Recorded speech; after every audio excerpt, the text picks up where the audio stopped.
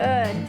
This week on Kentucky Afield, we're taking a look behind the scenes at the Salato Wildlife Education Center and spending a day with animal care. Then, there we go. We'll show you one of our favorite techniques for catching bass during the month of April. You're catching good fish, man. It's all next on Kentucky Afield. Such a pretty fish. Beautiful. This pond is plumb loaded with frogs. They're everywhere in here.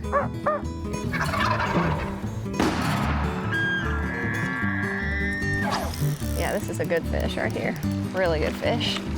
Come here, girl. Yeah, boy. That's a big rabbit. Nice job. Yes! Yes! My first muskie. Mercy Leo. Yeah, look at it. It's a keeper. Here it goes. Boom! Wow, that happened fast.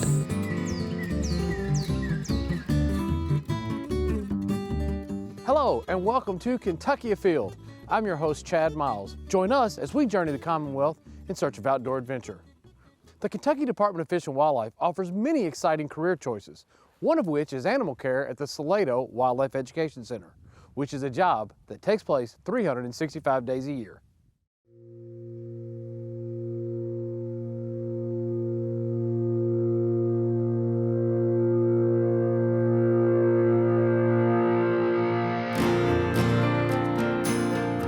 Solato is a wildlife education center located here in Frankfort, Kentucky. It was established by the Department of Fish and Wildlife 25 years ago to educate the public about hunting, fishing, and outdoor conservation.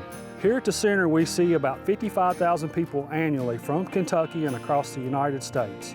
Salato Wildlife Education Center is a small zoo setting that has Kentucky native animals only.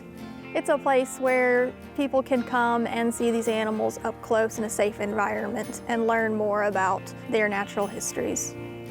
What people like about coming here is any questions that they need to know or inquiring, they're getting informed of, and so they leave here with more education concerning the animals. We care for over 300 animals here at the center. People can expect to see bear, Bobcats, Eagle, turtles, frogs, snakes, elk, deer, bison, turkeys. just a wide variety of Kentucky native animals. The center is open from March through November to the public, but animal care is here 365 days a year taking care of the animals. We do training, enrichments, health checks, feeding, cleaning, and medication. These are just some of the things we do on a daily basis. One of the very first things I do when I come to work each morning is drive around and check on all the animals and make sure everybody seems healthy, make sure all the fences are intact. It looks like everybody's standing up, grazing. Everybody looks good, all 4 of them are there. And all the fences look intact. Checking on the elk, everybody looks good. And we'll check on them throughout the day too, just to make sure nobody's limping.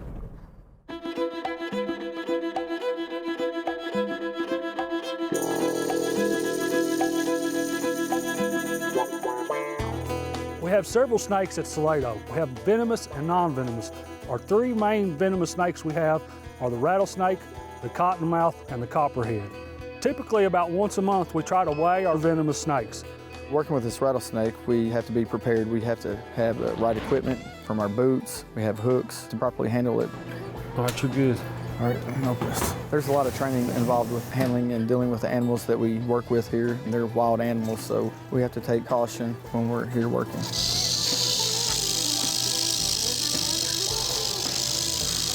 What's our weight? 2022. 2022, I can remember that. So I have to put it in a smaller container first, get a weight on the snake, and then we'll move it to the larger container so that we have more room to clean it. We change the mulch, clean the glass, add fresh water, and then we return it back to its exhibit.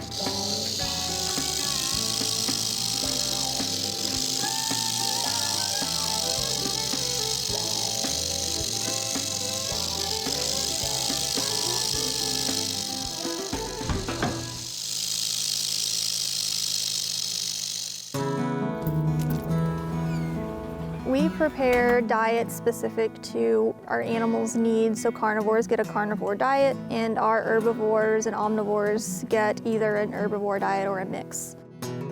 Let's go wake up a bear. One of the main attractions we have here is our black bear. Everyone loves to see him. We've had him about 22 years. He weighs 670 pounds. Good morning, bear. All of the behaviors we train for are for medical purposes, from body condition and health checks to more advanced procedures like vaccinations and blood draws. All of the training is done voluntarily by our animals so that we can keep track of their health without causing any unnecessary stress to them. After we get him up and moving, we begin our training. Training usually consists of having him put his paw in a paw chute. We warm up his paw with a heating pad. When it's cold, the heat really helps swell up those veins so they're a little easier to find. We also part his hair with warm water to make it easier to see. While he is allowing us to take blood samples and work with his paw, he gets special snacks that Brad will feed him through the fence. So he will get some of his favorite treats like lettuce and grapes, and he'll get those only for blood draw trainings. After blood draw, we go into other trainings. Mouth. We'll check his teeth. Good. Up. Check out his paws and his paw pads. Good boy. Sit. We do a variety of different trainings, and it's all for health purposes.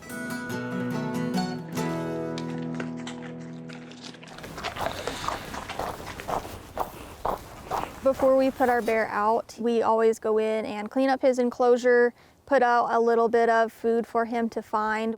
We use honey, berries, and other types of fruit. We'll hide it around his enclosure so that it motivates him to forage and find that food on his own, gets him moving around, gets some exercise.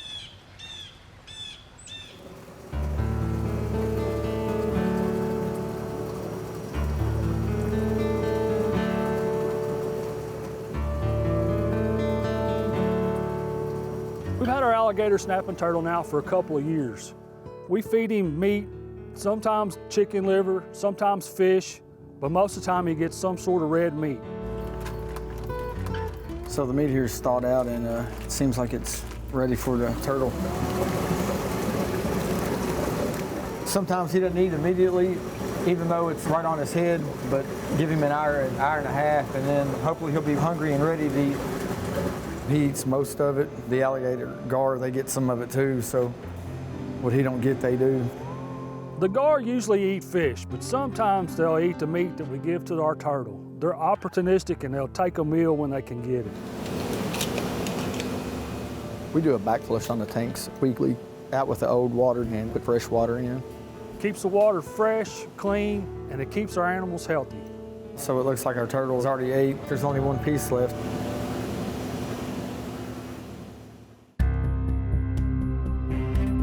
We have two bobcats here. One is a male and one is a female. Everybody loves the bobcats. Just like the bear, they're probably the #1 and #2 animals that people come here to see.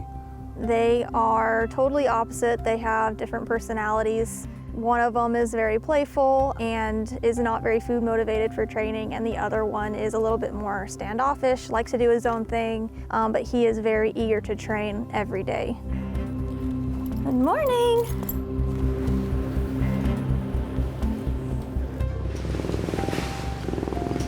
This is our female bobcat. She's about 6 or 7 years old. She is being playful this morning. She's ready to get to work. And this is our male bobcat. He's about 9 years old. He's getting ready to get to work too. Scale. He's getting a weight on our female bobcat here. They're trying to get up on the scale. We weigh them twice a month to keep up with their health. They're both full grown now, so we like them to maintain their current weight. Tail. So we put tail on cue because it helps us keep track of, if they have any intestinal parasites, any redness or swelling. Very good. They are trained to sit so that they can stay still on a scale or inside of a crate. The bobcats are trained to stand up and put their paws on the chain link so that we're able to look at their paw pad conditions, and look at their stomachs. All of this training really helps us be on top of their health without any stress to them. They love training. They get lots of reinforcement for doing things I ask them to do. Enrichments are activities that keeps them mentally and physically stimulated. Sometimes it may be music, sometimes it could be bubbles, a bubble machine. So today she's getting a box with a plain sheet inside. She seems to really be enjoying it. So what I'll do is just leave the exhibit door open. So if she wants to head out there while we're finishing up his training outside, she can do that. Mouth. Good boy. All done. The Living Stream is an outdoor aquarium that holds multiple variety of fish. You can go in and see it as if you were looking underwater at the fish themselves and see their environment. It's like an exhibit version of Elkhorn Creek or Guest Creek. It has native fish you'll find in those creeks. We've got crappie, Bluegill, largemouth bass, red ear, catfish, long nose, short nose, and spotted gar. drums. We just have a wide variety of fish species that you'll find in Kentucky. What we're going to do now is feed the fish in the Living Stream. We usually start by taking a dip net and getting about 4 bucketfuls of minnows.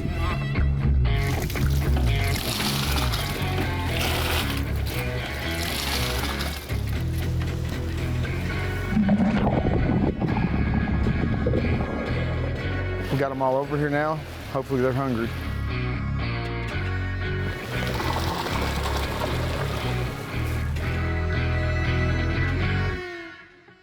Generally, when we take our minnows to the Living Stream, they eat like piranhas, but today they're not as active and they're not eating.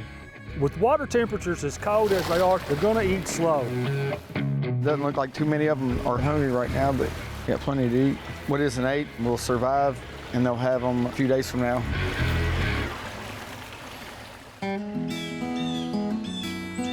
Our bald eagle is another animal people love to see. People ask us often why he can't be released. He was injured from a power line. He's non-releasable because he cannot fly. We're going to try to weigh the eagle today. We typically weigh the animals twice a month just to keep a good look on their weight. When we weigh our eagle, he knows exactly what we want because he's done it so much. We generally just point and he goes and gets on the scale.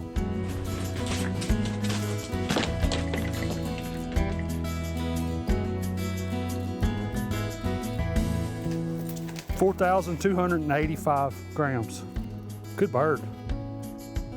There's always a lot of things going on around here. Sometimes it's a big job, sometimes it's a little job, but we always stay busy.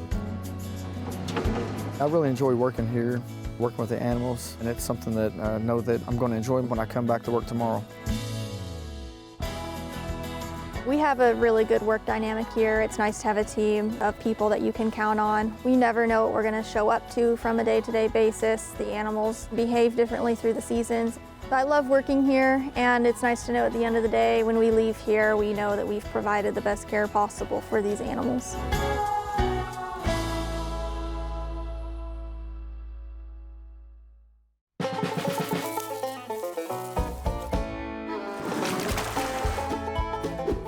Located in Grant County, 17 miles south of Florence, is Curtis Gates Lloyd WMA.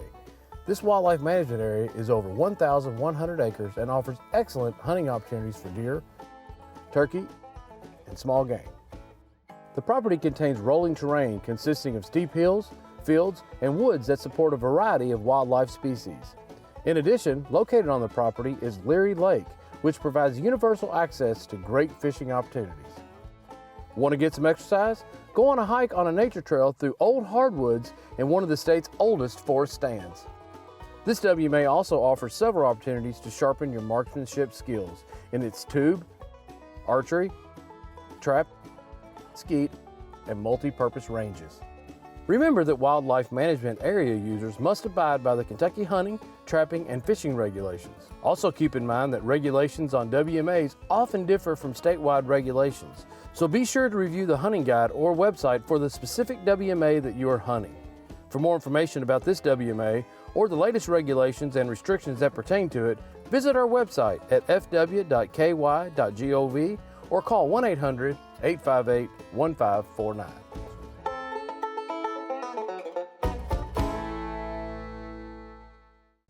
In the spring, one of the most effective techniques for catching large, suspended largemouth bass is with a jerkbait.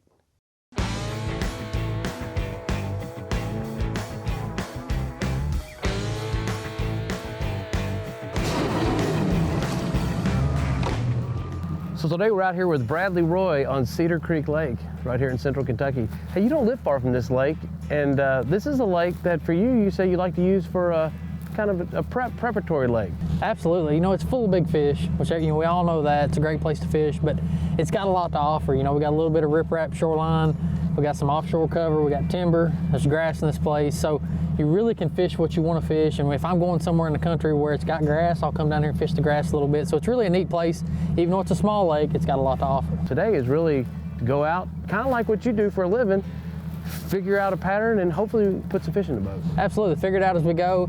It's March, these fish are as fat as they're gonna be all year, but you got a chance to catch, you know, maybe the biggest fish of your life. So that's why we're here.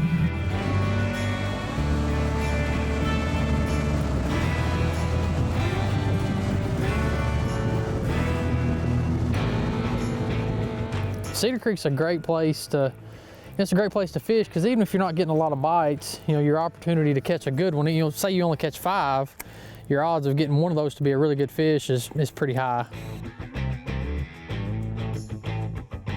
Uh-oh. There's one. There we go. Yep. I saw that thing hit. Feels like a good one too. There you go. Cedar Creek special. That's exactly right. Why you come here right there. Look at that. That's a good one. Look at the head on that fish, the mouth. He really got it too. I was worried they might not like that color, but maybe I'll throw that color a little more. I tell you what, I just made my 3rd cast with a color that ain't too far off from that. I wasn't sure what you were throwing, so I'm glad they like it. In this lake, it's one fish over 20 inches, and that fish is gonna be right at it. This fish is gonna be real close. I mean, fish is at least 19. That's what I call Cedar Creek special. You know, just a 4-pound class fish. Place is full of them. Anytime you come down here and you figure out how to get a few bites, you're usually gonna catch a handful of these right here. Yeah.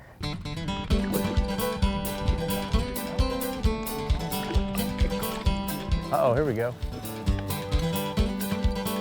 I believe this one's of the smaller variety, but it's a bite. Yeah, it is a fish.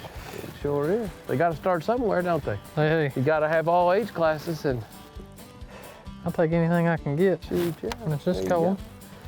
There you go. He'll grow up. A little largemouth. And this is really perfect conditions for a jerkbait. You've got pretty high sun, so they can see it. They can get a good contrast when they're looking up at that bait, because we're definitely throwing this over top of their heads. Oh yeah.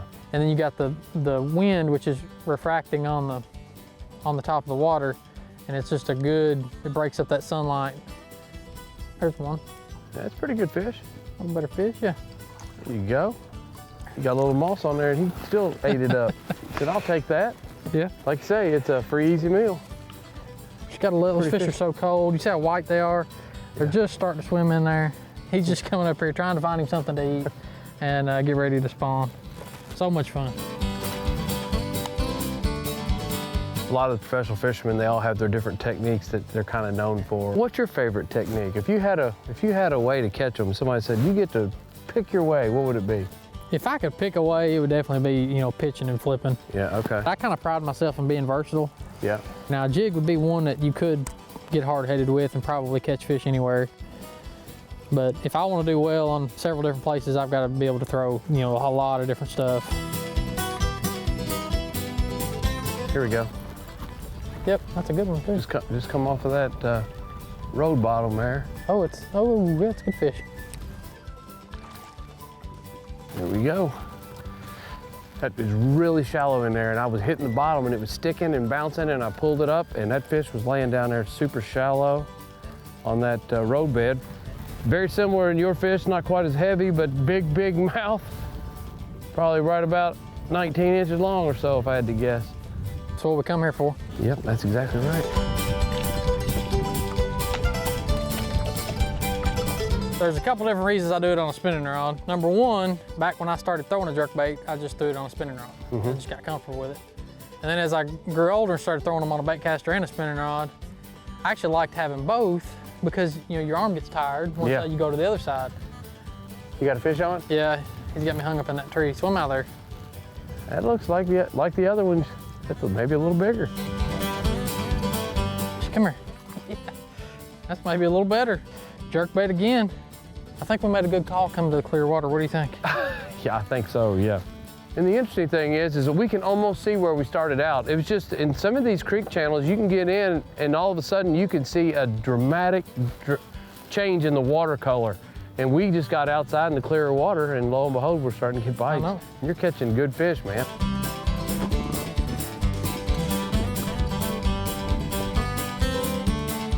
Oh, there we go.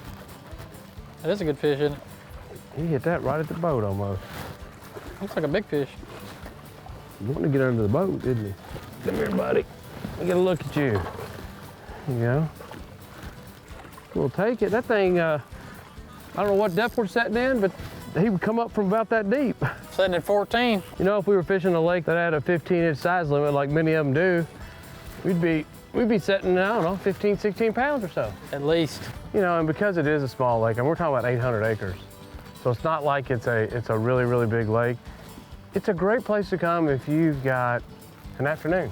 Absolutely. You don't want to come out here and burn $100 in fuel to go find them. It's a really good opportunity to get out and fish an afternoon or go fish a morning and try to catch a couple fish. Like I said, yeah. Feels like a good one too. There he comes. Wow, that's Dude, a really good fish. It's a really big one. You want to grab him? Yeah. Up here, big girl. There you go. Look at that. Hey, we talked about the possibility of catching a 6 or 7 pounder. That's what we did. And you know what? On a spinning reel, you finesse that thing up here, and sure enough, you got him. I told you guys I had it paused, felt just like a jig bite. And then they got that jerk bait across the mouth. That is a good fish, my friend. You got a scale in here? I do.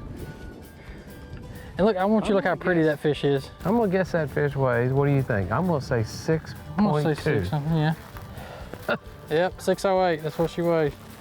When's the best time to fish throw a jerk bait? We're talking March and April or in the fall? Absolutely.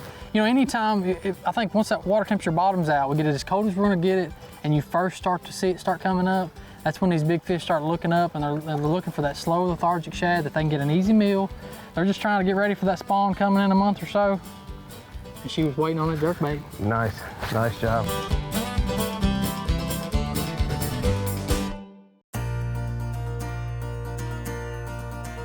Now let's check in and see who else has been out having fun in this week's Ones That Didn't Get Away.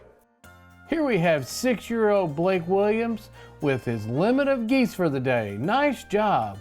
Check out this nice largemouth bass that was caught by Jacob Bland in Mount Washington, Kentucky. He was fishing in his neighborhood pond when he caught it.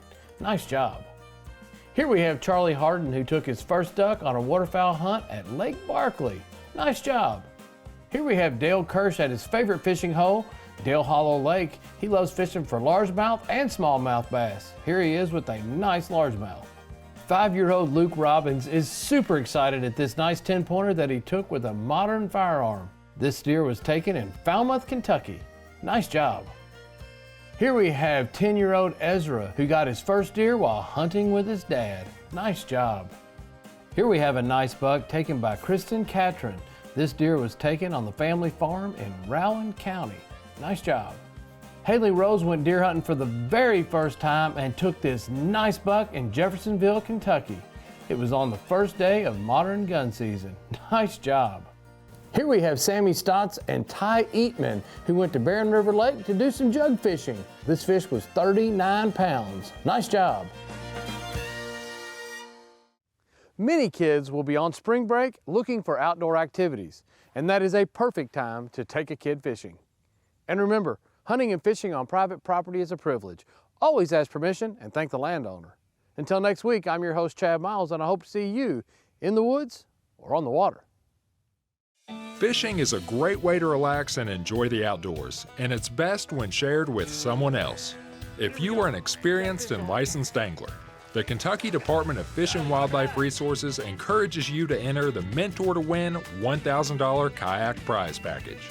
Any licensed angler who takes a new angler fishing has a chance to win a Jackson kayak, a brand new paddle, Astral PFD, and 2 Abu Garcia spinning combos. One for you and one for your newly mentored angler. Go to fw.ky.gov and search kayak giveaway for more details.